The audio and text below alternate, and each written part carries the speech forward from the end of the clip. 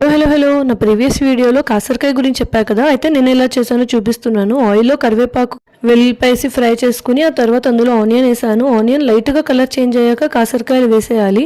కడాయి అంటే ఇలా ఉంది అనుకోద్దండి, దీనికి ముందరే నేను దొండకాయ ఫ్రై చేసి కడాయి అలాగే యూజ్ చేశాను. కాకరకాయ వేసాక ఇంకాస్త ఫ్రై అయ్యాక అందులోకి పసుపు అండ్ ఉప్పు వేసుకుని బాగా కలుపుకోవాలి. మూత పెట్టేసుకుంటే ఇంకాస్త తొందరగా మగ్గుతుంది.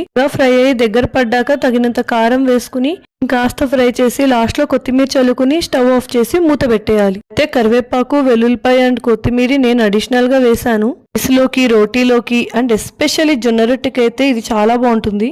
అయితే నా కజిన్ 2 డిఫరెంట్ రెసిపీస్ చెప్పింది. కాకరకాయలు ఫ్రై చేసేసి ఎండు కొబ్బరి, పచ్చి వెల్లుల్లిపాయ, కారం, సాల్ట్ అండ్ లైట్ గా షుగర్ యాడ్ చేసి గ్రైండ్ చేసుకుని ఫ్రై అయిన కాకరకాయలోకి వేసి చివాసన పోయేదాకా ఫ్రై చేయాలి. ఇంకో రెసిపీ ఏంటంటే పప్పు, జీరా, కారం అండ్ సాల్ట్ వేసుకుని గ్రైండ్ చేసుకుని ఫ్రై చేసిన కాకరకాయలోకి యాడ్ చేసుకుని ఇంకాస్త ఫ్రై చేసుకోవాలి.